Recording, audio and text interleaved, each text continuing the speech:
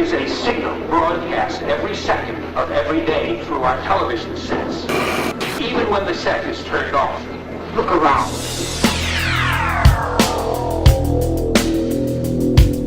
A Monday warrior, mean strike. Today's Tom Sawyer, mean pride. Hey guys, Rob from Georgia here with my 5th episode, number 5 of my 22 shots of appreciation. That's where I just give 1 or 2 minutes of just a shout out to the 22 shots of Moods and Horror, JP, Moods, and Jeremy. And it will be nice to see him get back on the show somewhere in the future. But for number 5, episode number 5, and I know you probably have a hard time seeing it, but it is MockingBird. And the reason I decided on MockingBird is, MockingBird, if you go back to episode 50, the 50 most influential films, there was a contest, and all you had to do is drop a voicemail. What was your number 1 most influential movie, whatever, and anyways, somehow I ended up being one of the winners. So JP sent me a few movies, and one of them was MockingBird. Now, I'm going to be honest. This thing has been wrapped ever since. I opened it last night, watched it. That would be Friday night. And, I was not that impressed. And probably didn't help that I listened to JP's review of it back in episode 31. He actually reviews this, and he spends about maybe 10 minutes. And it's not that great a review. Not that the review itself is bad, but the film. And I'll be honest, I was a little deflated before deciding or realizing that I already committed to it, to doing this next. I was a little deflated, but something he said about the end. The end, he said, absolutely makes no sense. And I decided, you know what? I'm curious to see what he means by that. So I watched it last night, and I completely agree with him. The end does not make sense. It's impossible. There is absolutely no way that if this scenario is a working scenario, a real scenario, there is just no way. This ain't going to happen. And I also agree with him on Leonard. If you want to hear the review or a review, episode 31, Jeremy does it. And basically, a couple gets the camera out on their front step, and a single woman college student gets one on her step, and basically a guy that still lives at home with mom gets one. He actually ends up being the most interesting one. I agree with JP. In fact, I'll be honest, watching the movie, I actually thought that wherever they were leading, I didn't care about the girl, I didn't care about the couple, actually. I cared about Leonard because they were getting him to do some things that were, they were creepy.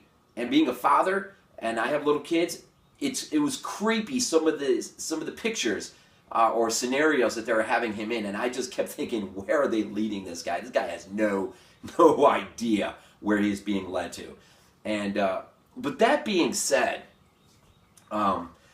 this is the director of The Strangers, Bertino, and of course that was back in 2008, and I know, I think JP said on the same episode, 31, that they were talking about home invasion films, and The Strangers was his number 5, I think, and so I know Mockingbird must have been a huge letdown. This is 14, Mockingbird comes out in 14.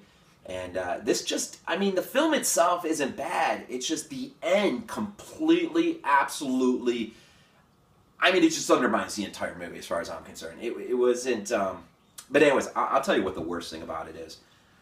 I was thinking, watch it last night, and in the morning I had some work to do on the computer, and I was going to listen to the commentary, and commentaries, they don't even give you a menu screen. There's no chapter selection. There is nothing on here. You put the disc in and the movie runs. You don't even get a menu. And so that was a little disheartening. But anyways, interesting thing about the podcast, 31, in the news segment, the film Animal is mentioned. Now, it's funny because, this is why I love the podcast. A movie gets mentioned in the news segment, and in this case, Animal, and then in episode 45, it is the featured review. Now, it takes a few. Now, here's the other interesting thing. In episode 45 in the news segment, the remake, ongoing, I guess in production, of Nightmare City, Tom Savini's remake of that old movie, is mentioned in the news segment. And I'm just wondering, when are we going to get this thing? And maybe it'll be a featured review. I think in episode 31, Jeremy, in reaction to a caller, there was just one voicemail actually, he said, he was mentioning, he had mentioned a boy and his dog. And it's funny because I think in 41, that becomes the featured review. So it's funny, you go back and listening to these podcasts and something is mentioned here, even as a side note, later on, it ends up being a featured review. And so I think that's why it's really cool to just go back and listen and to the whole thing, but in pieces, whatever. And but Mockingbird, I'll tell you, it's a little creepy here and there, but the end, I agree with JP. The end is just not. It's just not good. It's not good at all. And but this is my 22 shots of appreciation.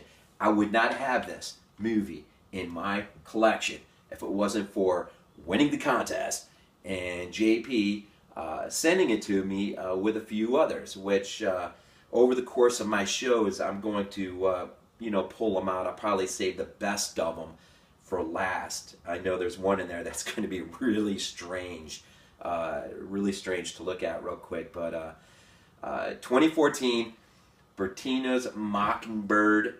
I can only hope he'll return once again with something maybe a little bit closer to The Strangers, or at least as good as The Strangers. And so, episode number 5, Mockingbird. And if you haven't seen it, I would say only if you're a really die-hard found footage kind of person. Even then, well, it's worth a watch, I guess. But you got to just know that don't have any high expectations for the end.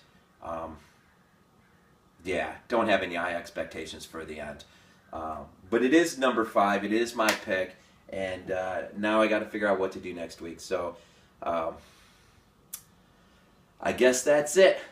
Peace. One of these days, I'm going to dance with you.